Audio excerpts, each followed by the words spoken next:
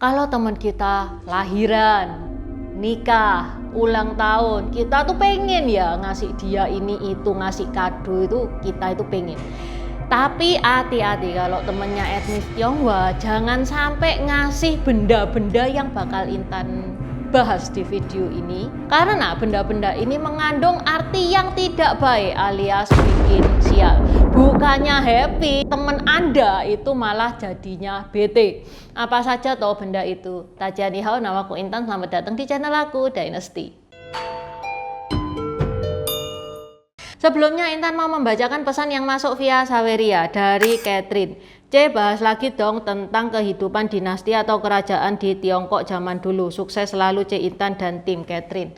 Makasih. Untuk sejarah-sejarah Tiongkok, untuk hal-hal yang besar-besar, kampanye militer yang besar-besar, tokoh-tokoh yang penting-penting itu Intan sudah bahas semua. Jadi makanya sekarang Intan agak combine ya dengan yang modern-modern, tapi pasti tetap tiap bulannya itu ada yang mengandung sejarah Tiongkok kuno, itu pasti ada, ndak usah khawatir. Buat teman-teman yang mau nulis pesan via Saweria dan pesannya bakal Intan bacakan di video berikutnya, teman-teman bisa klik link Saweria yang ada di deskripsi. Okay, let's start! Benda yang jadi pantangan dalam ngasih kado, bendanya itu enggak masalah, hanya saja cara bacanya alias homofon sama arti yang jelek.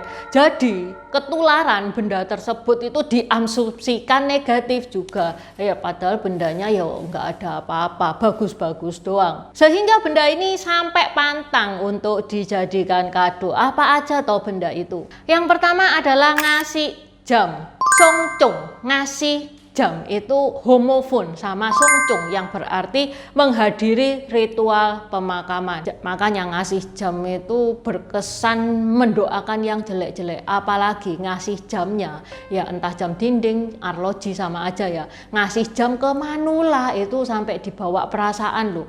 Itu yang dikasih, manula yang dikasih itu bisa batin, jangan-jangan aku didoakan supaya cepat berangkat. Yang kedua, buah per. Buah per ini kenapa ya kok nggak boleh? Buah per ini kan sehat. Karena buah per bahasa Mandarinnya li, yang homofon sama li yang berarti berpisah. Kalau ngasih buah per, kasihnya ke mantan, jangan ke temen deket. Yang ketiga adalah payung. Payung itu bahasa Mandarinnya shan, yang sama homofon dengan shan yang berarti putus. Ini bagaikan menyindir bahwa hubunganmu dan hubungan orang yang kamu kasih kado itu sedang berantakan, sedang berada di ujung tanduk. Yang keempat, sepatu. Sepatu itu bahasa Mandarinnya adalah xie, yang mana homofon dengan xie yang berarti nasib buruk atau jahat. Makanya ngasih sepatu itu sama saja dengan mendoakan nasib buruk. Itu yang pertama. Yang kedua, sepatu itu loh guys, kan diinjak-injak. Jadi itu juga ngebikin sepatu itu makna jeleknya jadi kuadrat. Kenapa kamu mau ngasih aku sepatu? Kamu kepengen nginjak-nginjak aku apa gimana? Yang kelima ini lumayan unik ya. Jangan kasih topi warna hijau. Kenapa? Tai lu mau je. Tai pakai lu hijau, mau topi. Tai lu mau je itu kan pakai topi warna hijau ya. Itu homofon sama tai lu mau je yang berarti istri selingkuh dari suami. Makanya kalau ngasih topi boleh, tapi warnanya jangan hijau. Itu tadi benda-benda yang mempunyai arti jelek, gegara homofon ya, sama artinya dengan arti jelek. Tapi ada juga loh benda-benda yang memiliki arti jelek karena sifat dari benda tersebut sehingga tidak layak juga untuk dijadikan kado. Seperti apa? Yang pertama adalah benda tajam. Kita semua tahu ya bahwa benda tajam itu sifatnya itu membahayakan. Bisa melukai orang tanpa sengaja, kesenggol dikit, kegores dikit, langsung keluar darah. Nah, ini memiliki arti yang tidak bagus. Ngasih benda tajam itu bagaikan mau memutuskan hubungan dengan orang tersebut. Yang kedua kedua adalah cermin. Kita tahu sendiri, cermin adalah barang yang mudah pecah. Kalau teman-teman sering ya nonton film-film, itu kan sering banget ada adegan, ada piring pecah bersamaan dengan kejadian yang jelek. Ya kayak gitu, Tiongkok kuno kayak gitu. Kalau ada piring pecah, itu mereka itu sudah punya firasat yang nggak bagus.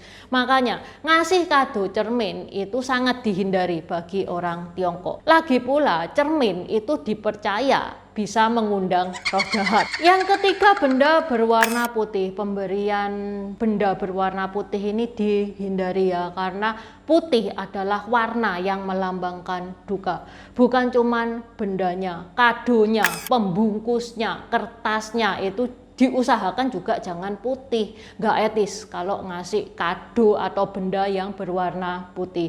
Lebih baik ngasih benda itu warnanya selain putih, dan kertas kadonya usahakan warnanya itu merah, karena merah itu adalah lambang bahagia. Selain dari namanya, selain dari sifat bendanya, ada lagi yang harus dihindari dalam ngasih kado. Apa? Jangan ngasih kado dengan jumlah 4 dan yang berhubungan dengan 4. Seperti 14, 24 itu jangan. Meskipun lo kamu kasih kado mobil, terus plat nomornya itu ada 4-nya, yang nerima bukannya seneng, dia tuh malah maki-maki. Kenapa toh 4 itu kok pamali banget bagi etnis Tionghoa? Ya bukan rahasia lagi ya, angka 4 itu identik dengan pembawa sial. Makanya orang Tiongkok sana itu sangat menghindari ngasih segala sesuatu dengan jumlah 4, mending 3 atau 5 sekalian. Intan pernah bahas ya, orang Tiongkok itu sangat percaya dengan angka-angka keberuntungan dan angka sial. Apa saja angka keberuntungan, angka sial? Ini nih linknya, di deskripsi juga sudah Intan taruh. Oke, sampai di sini dulu bahasan Intan hari ini. Kalau teman-teman ada tambahan-tambahan benda-benda yang dilarang, karena Intan yakin banyak mestinya, teman-teman bisa nambah-nambahin di kolom komentar. Terima kasih sudah menonton. Buat subscriber baru, selamat datang. Terima kasih sudah menonton videonya Intan sampai habis. Intan sarankan buat teman-teman yang baru bergabung untuk nonton videonya Intan tentang pergantian dari dynasty ke dynasty. Ini nih videonya. Di deskripsi juga sudah Intan taruh, karena di video pergantian dynasty itu adalah basic dari semua videonya Intan. Itu yang pertama. Yang kedua, video pergantian dari dynasty ke dynasty ini bakal sangat membantu teman-teman. Kalau misalkan teman-teman itu nonton film-film Tiongkok yang kuno-kuno itu bakal sangat membantu banget. Karena film-film Tiongkok itu nggak menceritakan secara jelas background kayak gimana. Terima kasih udah nonton channel ini sampai habis. Dukung aku terus berkarya dengan klik subscribe dan bunyikan lonceng di bawah ya guys.